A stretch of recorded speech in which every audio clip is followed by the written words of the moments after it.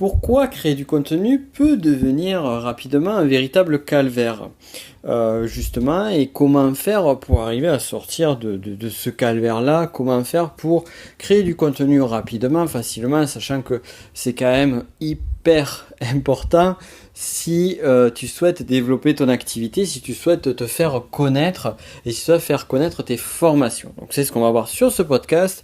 Je suis Nico Pen et je te souhaite la bienvenue sur le podcast du business de la connaissance. Et comme d'habitude, tels des alchimistes, nous allons apprendre à transformer tes connaissances en or. Et donc du coup, sur ce podcast, pourquoi je te parle de ça ? Eh bien tout simplement parce que c'est un podcast Inception. Oui, purement et simplement. C'est un podcast Inception, puisque là justement, les difficultés que j'ai rencontrées il y a jusqu'à que je trouve que j'appuie sur le bouton play, eh bien les difficultés que j'ai rencontrées à créer ce podcast sont justement le sujet même de ce podcast. Et donc c'est trouver l'énergie, trouver la motivation, trouver la dynamique pour créer du contenu. Et pour cela, je vais te raconter une histoire. C'est l'histoire d'un certain Nico Pen, tu le connais peut-être, qui à un moment donné, en 2018, a décidé, alors qu'il était en voyage à Milan, de réaliser une vidéo par jour pendant 30 jours. Puis après, ça s'est développé petit à petit. Une fois qu'il a fait les 30 jours, il est passé à 100 jours. Donc ce garçon, cet homme, qui dit des choses pas bêtes parfois, s'est dit qu'il allait créer une vidéo par jour. Et vraiment s'engager là-dessus. Et il l'a fait. Il a fait 101 vidéos. Et une fois l'événement fini, il s'est dit, bon, mais je vais me reposer et je créerai des vidéos, mais ça va être un peu plus cool. Maintenant, la question que je vais te poser est la suivante. D'après toi, sur cette expérience que j'ai vécue de 101 vidéos, quelle a été la vidéo la plus difficile à créer ? Bonne question. Est-ce que c'est la première vidéo ? Est-ce que c'est la 80e vidéo ? Est-ce que c'est la 32e ? Est-ce que c'est la 100e ? L'avant-dernière ? Est-ce que c'est l'antépénultième ? La dernière vidéo ? Mais en fait, pas du tout. Déjà, pour parler de la première vidéo, je l'ai faite avec l'enthousiasme et la motivation. Donc ça a été une des vidéos les plus faciles à faire. J'ai eu la motivation au début, j'avais plein d'idées de sujets, j'ai plein d'idées de sujets qui me sont venus également. Donc les premières vidéos ont été simples. À un moment donné, d'ailleurs j'avais fait même une vidéo sur ce sujet, j'avais une petite baisse de motivation. Généralement, j'aime bien le comparer à la notion du marathon, où on arrive au 30e kilomètre sur les 42 km, et généralement, il y a tous les coureurs de marathon te diront qu'il y a une espèce de mur à partir de ce kilomètre-là. Et j'ai remarqué que ça pouvait s'appliquer sur beaucoup de choses. Et pourtant, c'est pas là où ça a été le plus dur. Ça a demandé du travail, de l'énergie, mais la vidéo, véritablement, qui a été la plus difficile à tourner, c'est la vidéo qui a suivi les 101 vidéos. Oui. Alors, pourquoi ? Et justement, là, on en vient au point clé qui empêche certaines personnes de créer du contenu régulièrement et qui amène même à ce paradoxe qu'il est parfois plus facile de créer beaucoup de contenu qu'en créer peu. Pourquoi ? Eh bien, lorsque j'ai fini ma 101e vidéo, j'avais annoncé que je ferais des vidéos de façon un petit peu moins régulière, que je prendrais plus de temps de faire des vidéos. Et donc, il s'est écoulé 15 jours. 100 vidéos sur ma chaîne YouTube. Et pendant ces 15 jours-là, eh bien, j'avais déjà le sujet de la vidéo suivante. C'est-à-dire, je l'avais le lendemain ou le surlendemain de la 101e vidéo, j'avais le sujet. Et en fait, je voulais faire une bonne vidéo. Donc j'ai pris le temps, et puis j'ai commencé à mettre de la lourdeur, mettre une forme de charge émotionnelle de plus en plus forte sur cette vidéo-là, au point qu'à un moment, je suis arrivé littéralement à procrastiner cette vidéo. Comme j'avais des choses plus importantes à faire, comme j'avais d'autres activités, comme c'était quelque chose que je voulais faire sérieusement, eh bien j'ai délayé, jusqu'à un moment donné où cette vidéo, lorsque j'ai commencé à la tourner, à appuyer sur le bouton play, a été plus difficile à faire, plus difficile à mettre en place, plus difficile à tourner, que les 101 vidéos qui ont précédé. Et là, on est vraiment dans la dynamique émotionnelle. Et ce que j'ai expérimenté à ce moment-là, que j'avais déjà probablement expérimenté en amont, mais sans forcément le conscientiser, c'est cette notion qu'à un moment donné, eh bien, plus on met du temps ou de l'énergie, eh bien, plus ça devient difficile. Et il est plus facile de créer une vidéo tous les 3 jours, par exemple, ou un podcast tous les 3 jours, que de créer un podcast tous les 15 jours, ou de créer un podcast tous les mois. Pourquoi ? Eh bien, pour différentes raisons. La première, c'est cette notion de créer une habitude. Lorsqu'on commence à créer une habitude, on commence à créer des automatismes. Et ces automatismes-là vont nous aider à créer du contenu.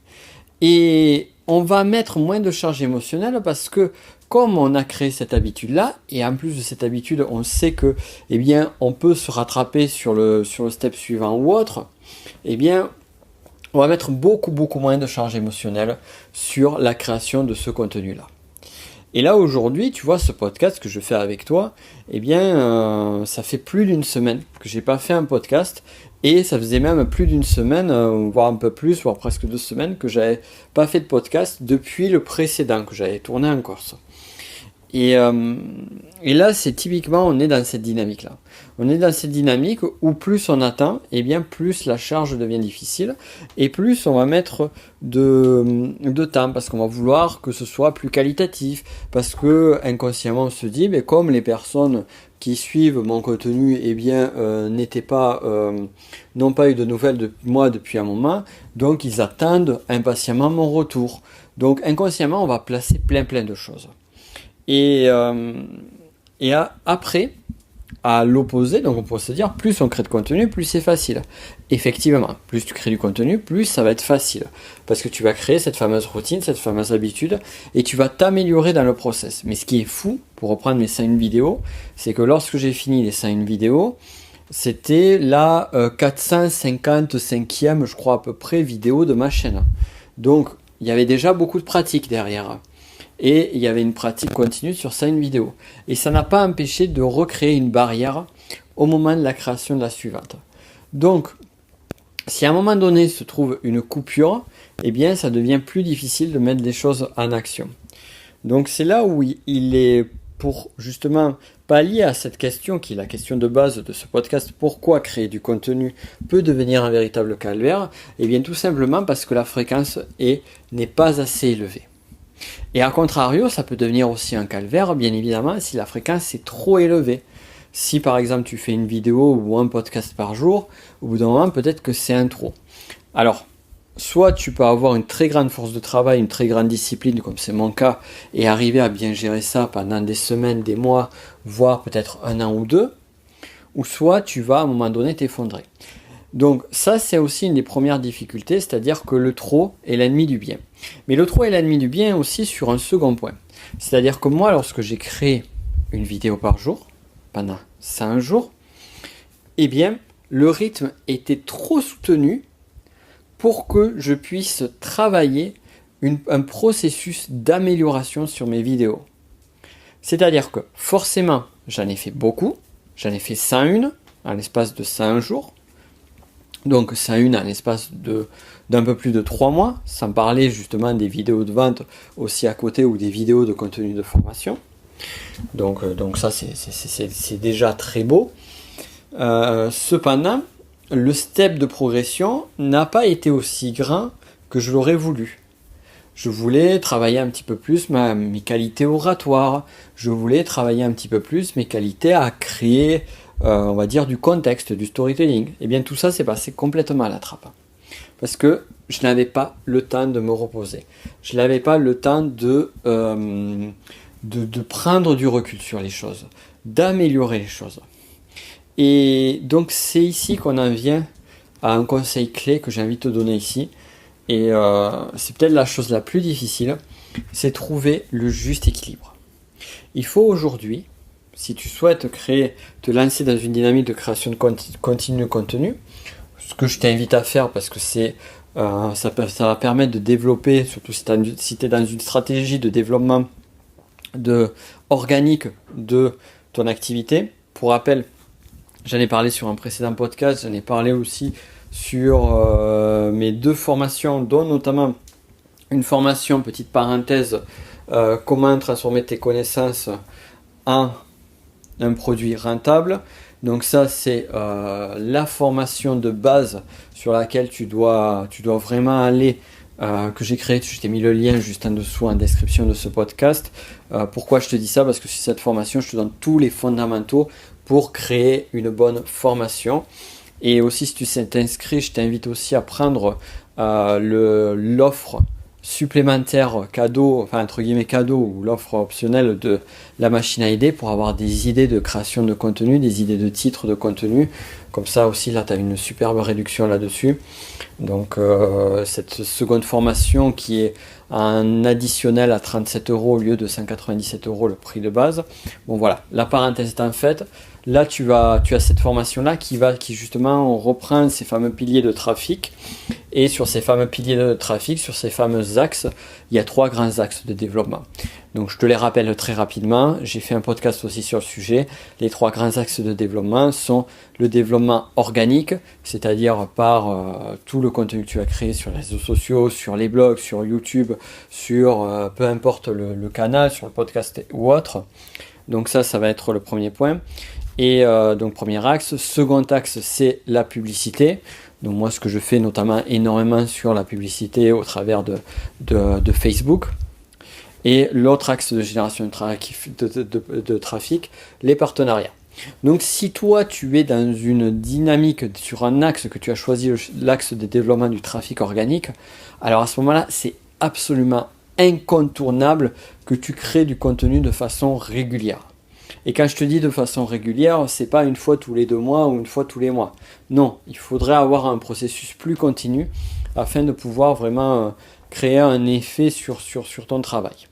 Donc là, maintenant, pour la création de contenu, j'aurais même peut-être dû commencer par cela. Sur ta création de contenu, ce que je t'invite à faire, c'est à trouver le bon rythme.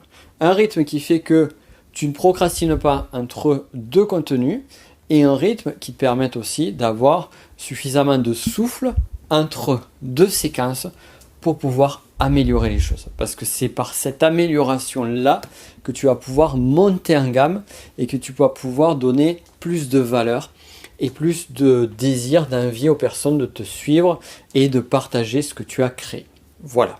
D'ailleurs, si tu as aimé ce podcast, si tu aimes mes podcasts, ça serait vraiment cool aussi de pouvoir en parler autour de toi, à tes amis, à des personnes que tu connais du milieu, les inviter à suivre ce podcast-là, parce que je suis convaincu que ça pourra les aider aussi, que ça pourra leur apporter. En plus, ça serait vraiment sympa, moi, ça pourra m'aider à encore plus développer cette partie-là. Et quant à moi, de mon côté, donc justement, toujours être l'exemple des conseils que l'on donne, comme je t'ai dit initialement, ce conseil-là, c'est un conseil que je peux m'appliquer à moi-même, puisque justement, j'ai été soumis à ça pour la création de podcast, qui a pris un petit peu de temps. Donc, commencer à faire ce que je voulais faire initialement, c'est créer des podcasts de façon plus régulière et plus soutenue. Idéalement, je ne te cache pas que j'aimerais pouvoir diffuser au moins 2 podcasts par semaine. On va pas dire au moins. J'aimerais diffuser 2 podcasts par semaine. Et donc, voilà, fort de tout cela, je vais travailler moi aussi sur un rythme qui sera un meilleur rythme aussi bien pour toi que pour moi. J'espère que ce contenu aura pu t'aider un maximum. Et je te dis à très vite. Et pour rappel, tu as le lien juste en dessous sur une formation qui est la formation fondamentale pour commencer sur cette dynamique de business de la connaissance. Et aussi en suivant cette formation, tu pourras accéder à une liste privée sur laquelle je donnerai des réductions spéciales sur certaines de mes formations qui seront accessibles que par cette voie-là et pas une autre. D'ici là, donc je te souhaite une excellente journée et on se dit à très vite pour d'autres contenus, d'autres conseils. Et voilà, tu viens d'écouter un des épisodes de mon podcast Le business de la connaissance. Alors, si tu veux aller beaucoup plus loin et suivre l'intégralité des podcasts sur ce sujet-là, je t'invite à regarder en description de cette vidéo. Tu trouveras le lien pour pouvoir t'abonner à mon podcast Le business de la connaissance et ainsi on pourra aller beaucoup plus loin ensemble. D'ici là, je te souhaite une excellente journée.